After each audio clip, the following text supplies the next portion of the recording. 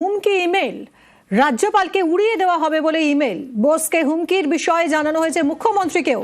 বোসের নিরাপত্তা নিশ্চিতে মাঝরাতে বৈঠক হয়। মাঝরাতে বোসের নিরাপত্তা বাহিনীর কর্তারা বৈঠক করেন। একসঙ্গে কাজ করছে সিআরপিএফ, কলকাতা পুলিশও। বৈঠকের পরই আরও বাড়ানো হয়েছে বোসের নিরাপত্তা। লোকভবনে হুমকি ইমেল, রাজ্যপালকে উড়িয়ে দেওয়া হবে বলে ইমেল। বোসকে এই হুমকির বিষয়ে জানানো হয়েছে মুখ্যমন্ত্রীকেও।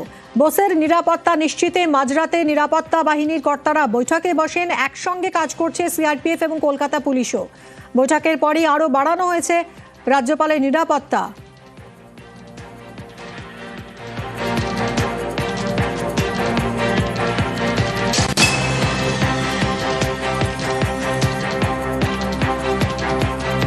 এ নিয়ে রাজনীতির হাওয়া গরম। চুরি করে সব নিয়ে চলে গেছে, সব ডেটা, এসআইআর এর লিস্ট সব চুরি করে নিয়ে পালিয়েছে। ভোটের আগে মনে পড়ে নোটবন্দি, ভোটবন্দি, ঘোটবন্দি, এজেন্সি।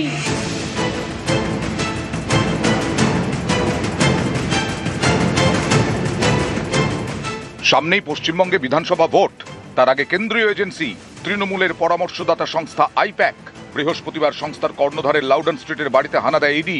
সেক্টর 5-এ আইপ্যাকের অফিসেও চালায় অভিযান। এই দুই জায়গাতেই যান মমতা বন্দ্যোপাধ্যায়। রণংদেহী মেজাজে সুর চড়ান। তৃণমূলের অভিযোগ, বিধানসভা ভোটের আগে কেন্দ্রীয় এজেন্সিকে কাজে লাগাচ্ছে বিজেপি। পাল্টা চড়া সুর বিজেপিরও।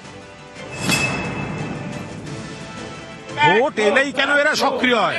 যদি কোনো মামলা থাকে, কোনো তদন্তের দরকার থাকে, এত বছর এত মাস রইল তদন্ত করতে কে বারণ করেছে? ভোট চোররা ডেটা চুরি করতে এসে নামিয়েছে ঠিক ভোটের মুখে আমাদের সহযোগী সংস্থা। ফলে তাদের কাছে আমাদের প্রচারের নানা পরিকল্পনা থাকতে পারে, এরা তাদের হাত দিয়ে তুলে দেবে। তাতেও ভোটার লিস্ট কারচুপি করেও ঠেকাতে পারছে না। সেই জন্য এখন আমাদের প্রচারের তথ্য চুরি করতে নেমেছে। পশ্চিমবঙ্গের মাটিতে দাঁড়িয়ে তো অতি সক্রিয়তা না হলে আবার সিপিআইএম বলে দিদি মোদি ঘটা।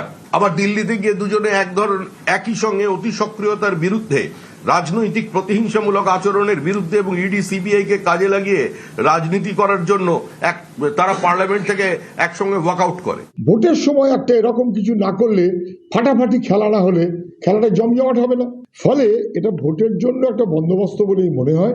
যদি সত্যি সত্যি বিজেপি এটা মনে করতো যে তৃণমূলের দুর্নীতি এবং অপরাধের কাগজ সব খুঁজে বার করবে, তাহলে সেটা করার জন্য মাঝের 5টা বছর সময় ছিল। তখন কিন্তু কিচ্ছু করেনি, তখন চুপ।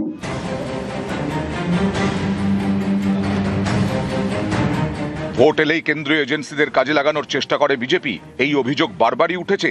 যেমন উঠেছিল 2019-এ, সেটা ছিল ফেব্রুয়ারি মাস, লোকসভা ভোটের ঠিক আগে। সেই সময় কলকাতার পুলিশ কমিশনার রাজীব কুমার, তাঁর বাড়িতে হানা দেয় সিবিআই। প্রতিবাদে পথে নামেন দাবাং মমতা, সুর চড়ান মোদী সরকারের বিরুদ্ধে। এবার সামনে বিধানসভা ভোট, এবার ইডির অভিযান। তৃণমূলের পরামর্শদাতা সংস্থা আইপ্যাকের অফিস এবং কর্ণধারের বাড়িতে। They want to forcefully bulldoze the Bengal. Bengal people will raise their voice and they will not bow down their head to BJP.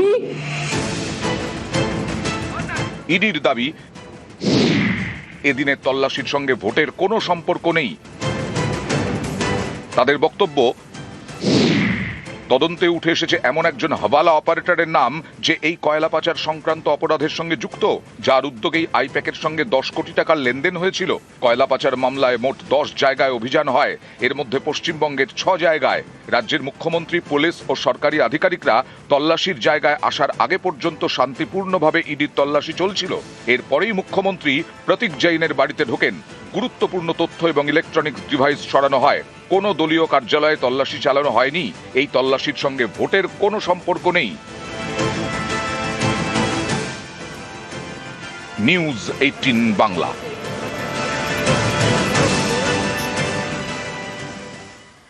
সকাল থেকে ঠিক কি দেখা গেল? আইপ্যাকে ইডি হানা একেবারে তোলপাড়। এজেন্সির অভিযানের মধ্যেই প্রতীক জৈনের বাড়িতে পৌঁছে গেলেন খোদ মুখ্যমন্ত্রী। একাধিক হার্ড ডিস্ক নথি নিয়ে বেরিয়ে ইডিকে তুলোধনা। সল্টলেকের সেক্টর 5-এ ভোট কুশলীর অফিসেও আচমকা মমতা বন্দ্যোপাধ্যায় পৌঁছে যান। সঙ্গে principal secretary, chief secretary, DG. IPAC কর্ণধার প্রতীক জৈন আসার পর সল্টলেক থেকে পূর্ব নির্ধারিত কর্মসূচিতে মমতা বন্দ্যোপাধ্যায়। বৃহস্পতিবার সকাল 6:05 লরেন্স স্ট্রিটে আইপ্যাকের কর্ণধার প্রতীক জৈনের বাড়িতে ইডি অফিসারদের সঙ্গে প্রতীক জৈনের বাড়িতে কেন্দ্রীয় বাহিনী মোতায়েন। সকাল 6:25 প্রতীক জৈনের বাড়িতে পৌঁছয় রাজ্য পুলিশ।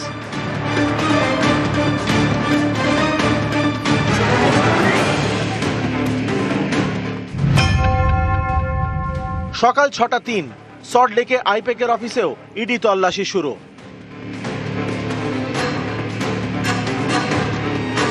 ইডি অফিসারদের সঙ্গে সল্টলেকের আইপ্যাকের অফিসে কেন্দ্রীয় বাহিনী মোতায়েন।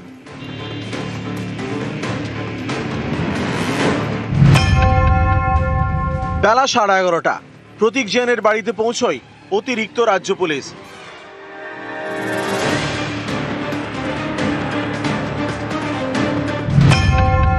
বেলা 12টা নাগাদ প্রতীক জৈনের বাড়িতে পৌঁছন মমতা বন্দ্যোপাধ্যায়।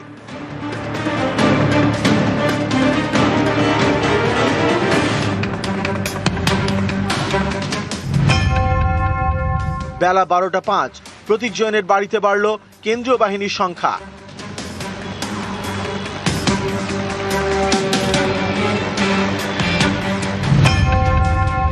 বেলা 12টা 15 ফাইল হাতে প্রতীক জৈনের বাড়ি থেকে বেরোলেন মুখ্যমন্ত্রী।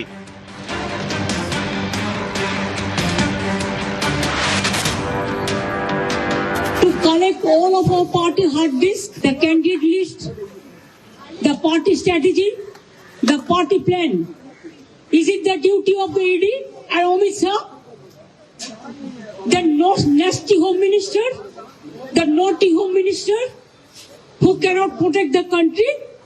And he's taking away all my party documents. বেলা 12টা সল্টলেকের আইপ্যাকের অফিসে নিরাপত্তার কড়াকড়ি।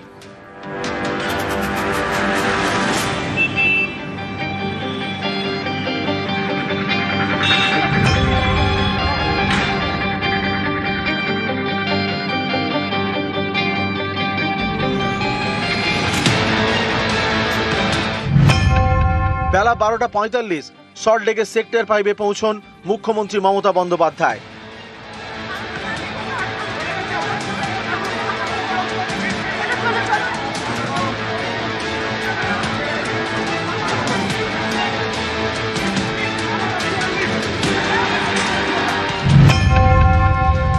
বেলা 12টা 48 সেক্টর 5-এ আইপ্যাকের অফিসে পৌঁছলেন মমতা বন্দ্যোপাধ্যায়। দুপুর 1টা 38 সেক্টর 5-এ সাংবাদিকদের মুখোমুখি হন মুখ্যমন্ত্রী মমতা বন্দ্যোপাধ্যায়। সব ডেটা, সমস্ত ল্যাপটপ, সমস্ত আইফোন বা ফোনে যে সমস্ত স্ট্র্যাটেজি আছে ইলেকশনের, ইনক্লুডিং SIR, আমাদের কাজ চলছে মানুষকে সাহায্য করবার জন্য। সেগুলো সব ওরা ফরেন্সিক টিম নিয়ে এসে সকাল থেকে ট্রান্সফার করেছে। আমি মনে করি এটা ক্রাইম।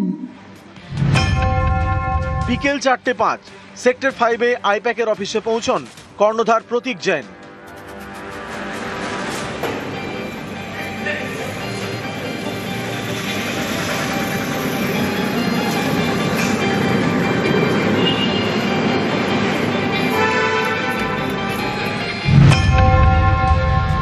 বিকেল 4:21 সল্টলেকে আইপ্যাকের অফিস থেকে বেরিয়ে যান মুখ্যমন্ত্রী মমতা বন্দ্যোপাধ্যায়।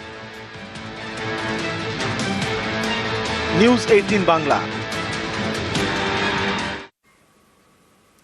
এজেন্সি তৎপরতায় আইনি লড়াই। হ্যাঁ, ইডির বিরুদ্ধে এফআইআর দায়ের বিধাননগর পুলিশের। বিধাননগর পুলিশে ইডির বিরুদ্ধে চুরির অভিযোগ, ইডির বিরুদ্ধে পুলিশে অভিযোগ আইপ্যাকের, ইডির বিরুদ্ধে পুলিশে অভিযোগ তৃণমূলেরও। শেক্সপিয়ার সরণি থানাতেও ইডির বিরুদ্ধে অভিযোগ। वो तो फॉरेंसिक टीम ले आके पहले बहुत सारे ट्रांसफर भी किया है। वो जो किया है क्राइम किया है, इसका बारे में एफआईआर होगा फॉरेंसिक टीम का बारे में। কি অভিযোগ দায়ের হয়েছে, কটা অভিযোগ দায়ের হয়েছে, আরো ডিটেল আপডেট দিতে পারবে অনুপ রয়েছে আমার সঙ্গে। অনুপ, সকাল থেকে ইডি যে তল্লাশি অভিযান, সেই তল্লাশি অভিযান ঘিরে কিন্তু একেবারে চরম পর্যায়ে সংঘাত, এমনটা কিন্তু বলা চলেছে। এবং ইতিমধ্যে ইডির বিরুদ্ধে এই অভিযোগ দায়ের করা হচ্ছে, যেমন মেল করে তৃণমূলের পক্ষ থেকে অভিযোগ করা হচ্ছে, পাশাপাশি আইপ্যাকের পক্ষ থেকেও কিন্তু এই অভিযোগ, একই অভিযোগ করা হচ্ছে। চুরির এই অভিযোগ বিধাননগর পুলিশকে মেল করে যেমন করা হয়েছে, অন্যদিকে শেক্সপিয়ার সরণি থানাতে পুলিশের সঙ্গে যখন বচসা হয়েছিল, ইডি আধিকারিকরা পুলিশের কাজে বাধা থেকে শুরু করে একটি অভিযোগের সত্যতা মামলা রুজু করেছে। তার পাশাপাশি যেগুলো দেখা যাবে, অর্থাৎ প্রতীক জৈনের পরিবারের পক্ষ থেকে কিন্তু ইডির বিরুদ্ধে একটি চুরির অভিযোগ দায়ের করা হয়েছে। এই সব মিলিয়ে এখনো পর্যন্ত 4টে এই ঘটনার অভিযোগ দায়ের করা হয়েছে। যেটা প্রশ্ন তোলা হচ্ছে, চরম পর্যায়ে সংঘাত বলা চলে। তার কারণ এই যে সামনে বিধানসভা নির্বাচন, যে রণকৌশল যখন ঠিক হবে, তার আগেই দেখা গেল এইভাবে তল্লাশি অভিযান ইডির। এবং সেখানে দেখা যাচ্ছে যে 2.5 বছর আগে যে তদন্ত প্রক্রিয়া হয়েছিল, তল্লাশি অভিযান শেষ হয়েছিল, সেই মামলায় দিল্লি তদন্তকারী আধিকারিক তারা কলকাতায় আসে, কলকাতা থেকে গোপন ভাবে কিন্তু এই তল্লাশি অভিযান শুরু করে। এবং পরবর্তী ক্ষেত্রে কিন্তু দেখা যায় এই যে আইপ্যাক সংস্থা, তার সঙ্গে ভোট কুশলী হিসেবে কিন্তু তারা কাজ করে, এবং তৃণমূলের সঙ্গে এই সংস্থার কিন্তু যোগসাজ ছিল। এবং সেখানে একাধিক যত নথি থেকে শুরু করে একাধিক প্রার্থী লিস্ট থেকে শুরু করে সমস্ত কিছু ছিল। এবং সেই নথি নেওয়ার জন্যই মমতা বন্দ্যোপাধ্যায়, রাজ্যের মুখ্যমন্ত্রী, তিনি কিন্তু সেখানে পৌঁছে যান। এবং তার পাশাপাশি প্রতীক জৈনের বাড়ি, সেখান থেকেও কিন্তু বেশ কিছু নথি তিনি সংগ্রহ করেন। এই যে গোটা ঘটনা, সেই ঘটনার পরিপ্রেক্ষিতেই সব মিলিয়ে 4টে এখনো পর্যন্ত কিন্তু এই ঘটনার অভিযোগ দায়ের হয়েছে। বেশ।